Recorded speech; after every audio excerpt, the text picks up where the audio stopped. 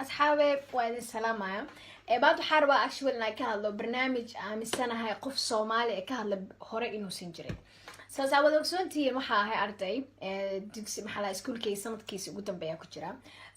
وحد محلا قاب سياسة أبرتو وحكو جرتي قاب إن محلا إيش سياسي أيسلان برلمان كأيسلان جرود أبوقن كرتيد أو حكي قوري كرتيد أما سياسيين كلا دورين كرتيد أو محلا أو 25% أو final grade كاجي. waxaad doortay in maadaama aan siyaasadda aysan ama siyaasadda kale real very interested ku ahno daneynayni like siyaasadda dalkayga aad daneynayo in dalkayga dadkii wax ka bedel maalin aan rabo waxaad doortay in maxalaaya siyaasiyiinta Soomaaliyeed mid kamid ah warasto waxaa qaanay wiil ka shaqeeyo xafiiska madaxweynihii hore ee Soomaaliya Xasan Sheekh oo isku fiicnaan waliba asxaabna ahayn laakiin waligan aan dan isugu imaanin laakiin maadaama dantan aan soo yeeshtay soo waa la xiriir wax ku dhahay waxa rabaa barnaamijkaas jiro oo maxala iskuulkay ku gabagabeynaa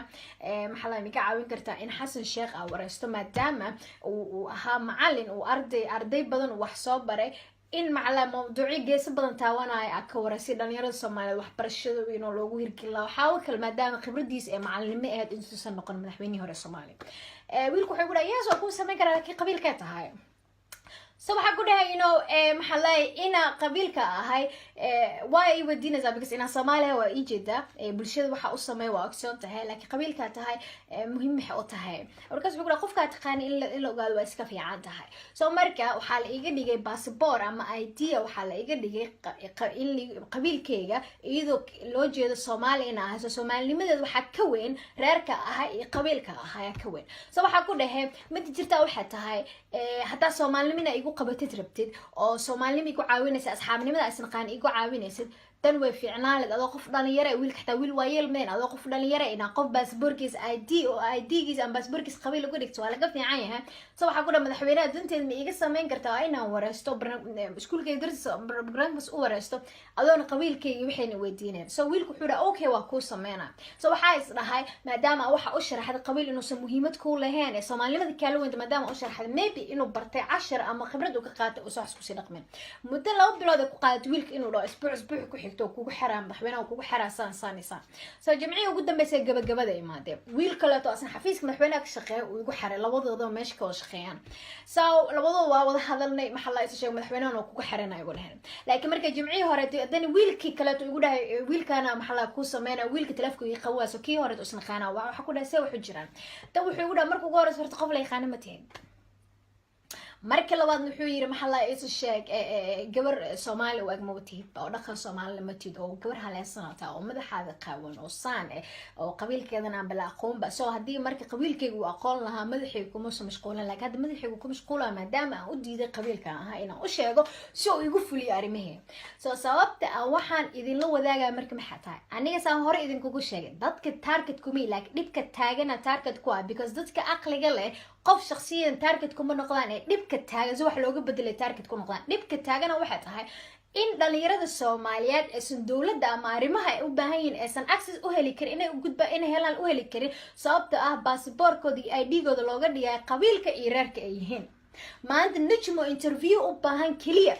waxa qabiilka ID iyo passport la iga dhigay hadaan rabo inaan madaxweynaha la hadlo hadaan rabo inaan madaxweynihii hore wareysi ka qaado waa in aan sheegaa qabiilka ahay iyo reerka ahay waa hadii maxalla ay soo shay aan rabo in arrinteeda ii fulnaaso أنا تاس مسامين because وحاولتينا هذا هوري إذن كوجو شيء إن محلا إيش الشيء قبيل درتيس وحل يجو فوذي إذا اللي يجو سامين كرو اللي يجون فوذين كرو Soomaalini ما يوحربين bulshadu qabtay waxa maan walba qabtaba maxaa ku dhaw wiilka marka maxalla waxa ku dhaw hada marka reerka ahay ma taqaan saas darteeda markii igu diiday second waxa ay dhahday gabar Soomaali miyi oo Soomaalinimadeeda xitaa igu haysataa because waxa ahay gabar haleesan oo dhaqankeeda maxalla xun yahay maxalla isashay madaxayga oo qaaban madaxweynaha lama hadli karo meeqa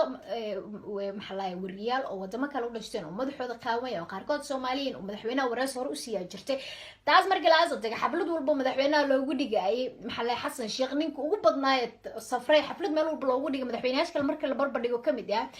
meeqa xaflad uu ka qayb galay gabdhiga madaxweynuhu madaxooda u qaawan fanaaniin madaxooda u qaawan ka heesaayeen xafladiisa kina khudbada ka jeedinayeen laakiin najmo madaxeeda wuxuu muhiim u noqday waxa taa because qabiilka tahay lama yaqaano loogumana sameyn kar maxalla is sheeg because reerka dadaada noqon madaxweynaha lama hadli karo marka sawir nuuceena siinaysaa adaa ku weydiinaya sawir nuuceena siinaysaa haddii dadkeena siyaasadda ku jiray siyaasadaha xafiisyada ka shaqeynayeen gabar waraysi rabtay ee qabiilkooda ID passport ugu dhigeen meeqa qof oo dhalinyaro Soomaaliyeed oo gabdhihii wiilal isugu jira ee aqoon-yahane ee dalkan wax ka bedeli kara ee kula tahay in loogu diiday inay wax bedelaan because qabiilkooda dartood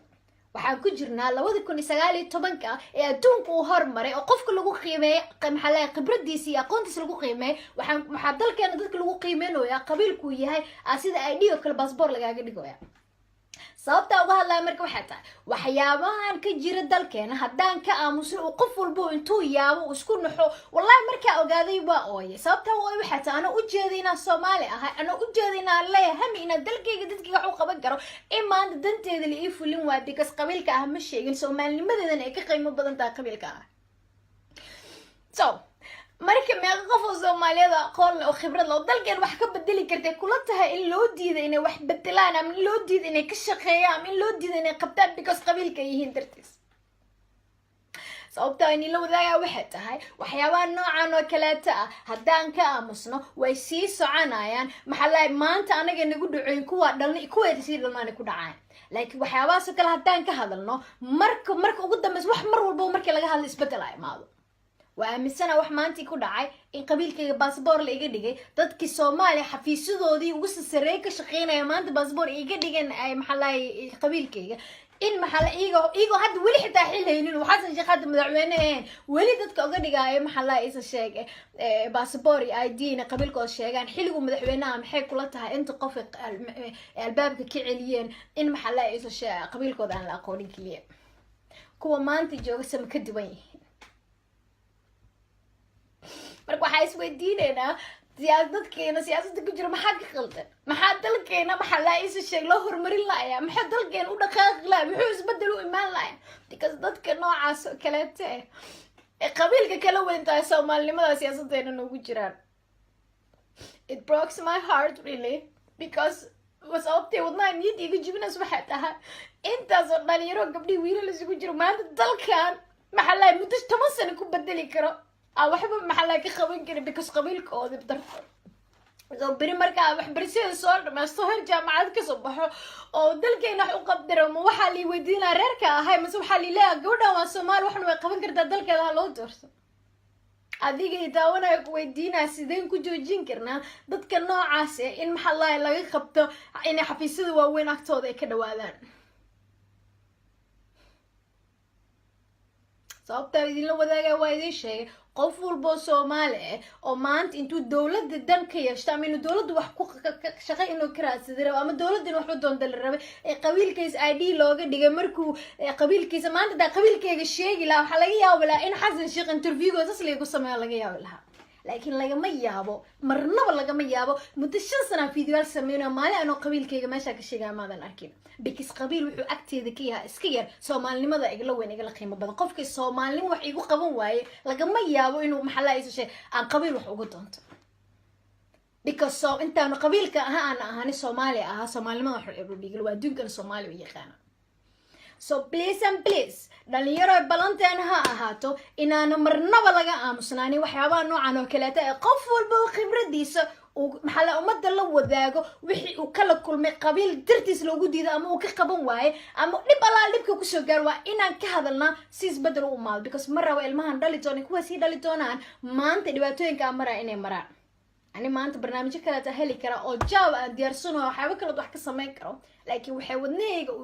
maxalla burburinays waxa tahay in dadka noocaas oo kale taas siyaasadda ugu jiraan wali ay rabaan inay xafiisyo si ordaan qaarkood hadday awoodi leeyihiin ay dalka gacanta ku hayaan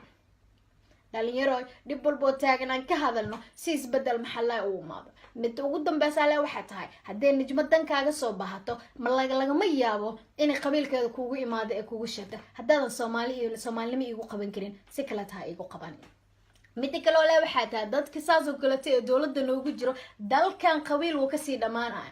ee taariikhda madowgeesa ka raacina Soomaalinimada ka soo raac qof walba Soomaali aan halagu qiimeey khibradiisa aqoontiisa skills ku leeyahay wax ku bedeli karo wax ku qaban karo ayaan lagu qiimeeyay reer hebel uu yahay iyo qofku yahay because reer hebel 30 sano dalkan maxalla god kaliya wayna ka soo saari laahin aqoon iyo aqli khibrada dalka wax looga soo saari kara qof walbo dhalinyaro intaas heestana waa in maxalla ay soo sheeg awood laga siiyaa dalka si wax ugu bedelaan thank you so much marnaba ha ka aamusin dhib taagan isbedelkeeda raadi thank you